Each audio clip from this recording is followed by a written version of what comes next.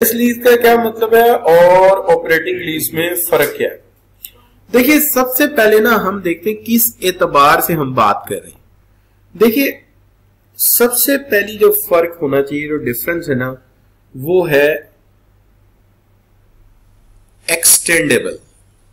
क्या जी? एक्सटेंडेबल, कि ये एक्सटेंडेबल है या नहीं है। एक्सटेंडेबल के मुताबिक देखें तो ऑपरेटिंग लीज आमतौर पे एक्सटेंडेबल नहीं होता, एक्सटेंडेबल नहीं होता, यानी कि इट इज लेस लाइकली। ये मालिक की मर्जी है, उसने आपको एक दफा इंस्ट्रूमेंट दिया है कि जाओ जाके लेंटर डाल दो इस मिक्सर से और इस लिफ्ट से, अगली दफा हो सकता है वो दे आपको, हो सकता है ना दे। जबकि फाइनेंस लीज आमतौर पे जितने भी मुआहदे होते हैं ये मोर लाइकली टू एक्सटेंड होता है कि अगर एंड पे आप नहीं खरीदते और आप कहते हैं कि मजीद अरसे के लिए दे दे, तो प्रेफर करेगा कि मैं इसी को दे दूं, इसने 4-5 साल पहले भी यूज किया है तो ये बेटर जानता, मैं दूसरे को दूंगा शायद कुछ कंप्लेंट्स वगैरह करेगा, या हो सकता है हमारा रिलेशनशिप में मसला है तो इसके साथ तो चल रही है लीज, तो इसी को ही दे दें, क्योंकि वैसे भी एक एसेट 10 साल का होगा, 5 साल चल चुका है, 5 आप और लेना चाहते हैं तो कहेगा चलो यार 5 साल अगले भी इसी के बाद सर्विस करे, उसके बाद वो जीरो कॉस्ट पे आ जाएगा। अच्छा जी, ये बात समझ आई आपको?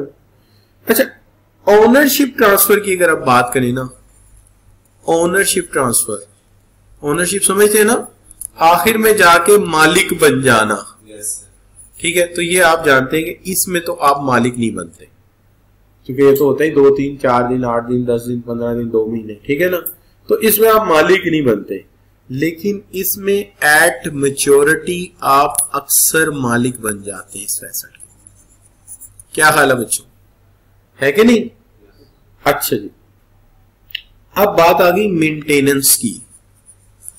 चूंकि आप ऑपरेटिंग लीज लेते हैं सिर्फ चंद दिन के लिए, तो इसमें मेंटेनेंस जो है वो जर्नली आपकी जिम्मेदारी नहीं होती। जर्नली इसलिए कि हो सकता है किसी मुआहदे में होता भी हो, तो जर्नली आप जिम्मेदार नहीं होते। लेकिन फाइनेंस लीज में तो पक्की बात है कि ये रिस्पॉन्सिबिलिटी आपकी होगी, क्योंकि आपने लंबे अरसे के लिए किस चीज को रिटेन किया है, ठीक है ना बच्चों? क्या ख्याल?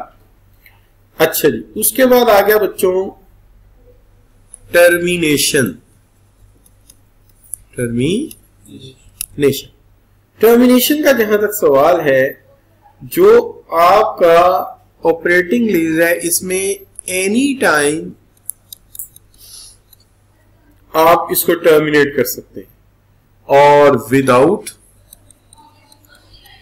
विदाउट पेनल्टी, यानी आपको कोई पेनल्टी नहीं देनी पड़ेगी।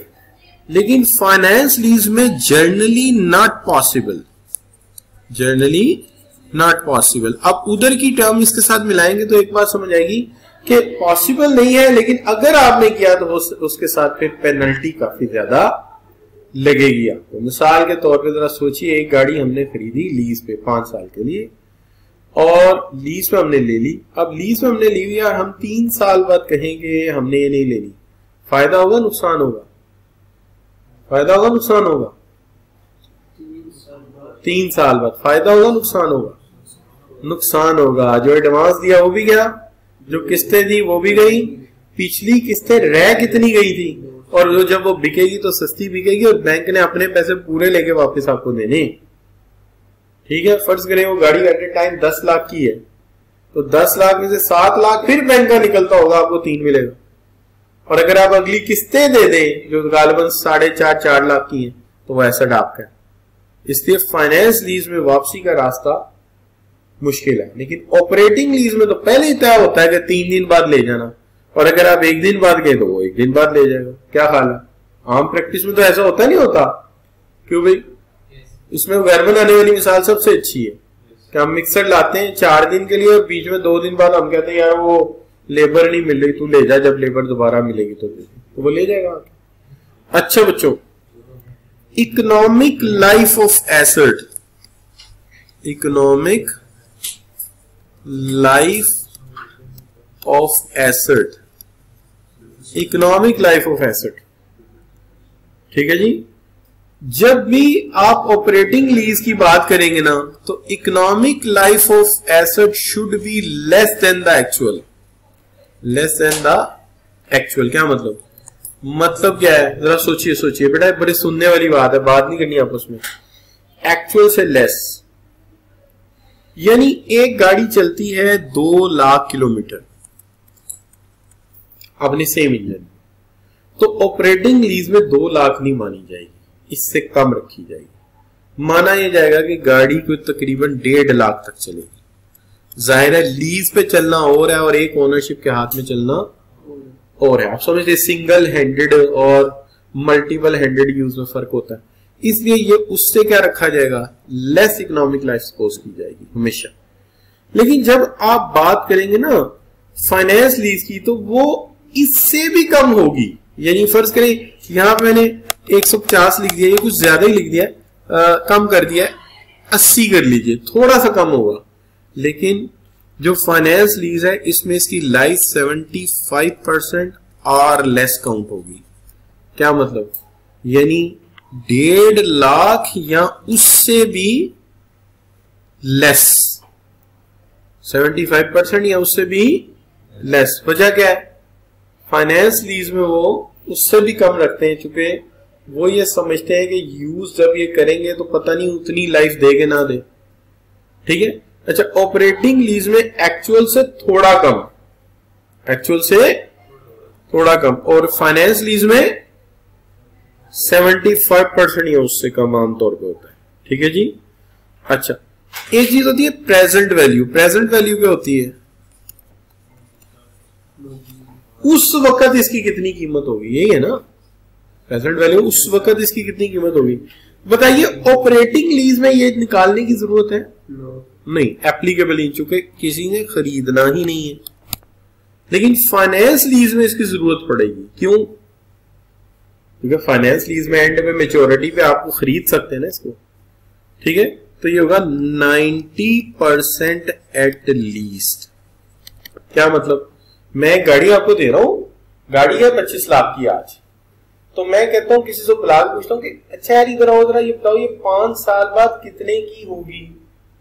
तो ऑपरेटिंग लीज है, तो कहेंगे 5 साल, तू तेरा दिमाग खराब है, तो तुझे 4 दिन बाद वापस कर देनी है या महीने बाद, तो तू 5 साल का हिसाब करने लिए ला रहा है, लिहाजा इधर तो कोई हिसाब चलेगा ही नहीं, जरूरत ही नहीं है। लेकिन जब मैं फाइनेंस लीज कर रहा हूंगा तो तब मैं पूछूंगा रेलेवेंट है, वो कहेगा आज 25 की है, थोड़ी कीमत भी बढ़ेगी सर, 5 साल बाद 22 की होगी, फार्मूला बता रहे हैं कितने की होगी, 22 लाख की। लेकिन 22 नहीं काउंट करूंगा, 90%। अगर 22 लाख है तो उसका 90% क्या बनेगा, डेट इज 18 लाख जमा 80 लाख, तो मैं लाऊं 19,80,000, 19,80,000।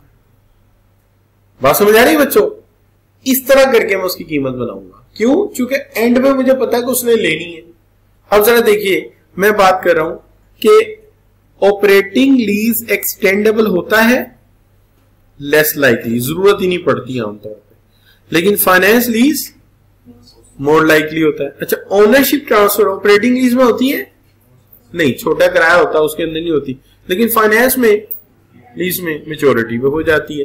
अच्छा, मेंटेनेंस ऑपरेटिंग लीज में, जनरली ऑपरेटिंग लीज में मेंटेनेंस मालिक की होती है, यानी लेसर की होती है, लेसी की नहीं होती। लेकिन जो फाइनेंस लीज है उसमें लेसी की रिस्पॉन्सिबिलिटी होती है कि लेसी इसकी मेंटेनेंस कराएगा। और टर्मिनेशन क्या होता है जी? टर्मिनेशन ऑपरेटिंग लीज में टर्मिनेशन आपकी मर्जी है, आप दरमियान में मुआहदा तोड़ सकते हैं और उसके लिए एक्स्ट्रा कुछ देने की जरूरत नहीं है। लेकिन फाइनेंस लीज में क्या होता है? जनरली ये पॉसिबल नहीं होता कि आप उसको तोड़ सकें, लेकिन अगर तोड़ेंगे तो यार बड़ी पेनल्टी पड़ेगी, खर्चा बड़ा पड़ेगा। अच्छा, इकोनॉमिक लाइफ ऑफ, दोनों में इकोनॉमिक लाइफ कम होती है एक्चुअल से, ऑपरेटिंग में भी और किसमें वाला, फाइनेंस में। आप देखिए, आप लिफ्ट लेने गए अपने लेंटर डालने के लिए, मिक्सर लेने गए, अच्छा उसकी लाइफ पूरी हो चुकी है, आप ले लेंगे, 10 साल की उसकी लाइफ थी, आपने डेट ऑफ उसकी पढ़ी, उसका मॉडल पढ़ा तो 10 साल पुराना है, ले लेंगे? आप कहेंगे नहीं, 10, आप 9 साल वाला भी ले लेंगे, 8 वाले लेंगे, 10 वाला नहीं लेंगे। लिहाजा हमेशा इसकी लाइफ जितनी है उससे थोड़ी कम तक के किराए पे जा सकता है। पूरी होगी तो किराए पे कोई भी नहीं लेगा। उसके ऊपर लिखा हुआ है कि 10 साल बाद ये थ्रेशर या ये मिक्सर एक्सपायर हो जाएगा, और 10 साल बाद ही आपको दे रहा है। तो एक्सपायर मेडिसिन कोई खरीदता है? एक्सपायर ट्रैक्टर कोई लेता है फिर किराए पे? एक्सपायर थ्रेशर कोई लेता है? कोई भी नहीं लेता। हाँ, हमारे यहाँ डेट में डाल देते हैं, वैसे मॉडल शॉडल कर देते हैं। अच्छा, लेकिन फाइनेंस लीज में तो 75% से भी कम पे रखेंगे आप उसको, तब भी कोई लीज कराएगा, वरना लीज नहीं कराएगा। चूंकि 5 साल की लीज है, 2.5 साल लाइफ है, कोई लेगा? यार ये तो अमेरिका का वीजा लेने जाए ना विजिट, और आपका 1 महीने में एक्सपायरी में रहता है, वो वीजा ही नहीं देंगे चाहे आप पूरे पे उतर रहे हो। क्यों भला? वो कहेंगे यार तू विजिट में जा रहा है, क्या पता वहां जाके 3 महीने बाद एक्सपायर वापस कैसे आएगा। वो कहेंगे क्या करो, पासपोर्ट नया लाओ, 5 साल जिसकी एक्सपायरी अभी पड़ी हो। क्यों? ताकि 6 माह का वीजा दे रहे हैं तो 6 माह के अंदर एक्सपायर ना हो। अब जाहिर है ये फाइनेंस लीज 5 साल का है या 7 साल का है, और ऐसा 2.5 साल बाद ही खत्म हो जाना है, तो मैं लूंगा? कोई भी नहीं लेगा। लिहाजा वो उसका 75% काउंट करेंगे या उससे भी कम। और प्रेजेंट वैल्यू के हवाले से इसमें तो जरूरत ही नहीं पड़ेगी, इसमें जरूरत पड़ेगी, लेकिन वो भी प्रेजेंट वैल्यू जो कोई बताएगा उससे भी हम 5-10% कम ही रखेंगे। क्लियर बच्चों? तो ये दोनों में फर्क समझ आया आपको? और थोड़ा सा इन डेप्थ जाकर सोचना है कि ये लंबे अरसे के लिए है और ये छोटे अरसे के लिए। और अगर आप टाइम पीरियड ध्यान में रखेंगे तो फिर कोई भी बात आपको मुश्किल नहीं लगेगी। क्लियर बच्चों? बिल्कुल क्लियर है, पक्की बात है।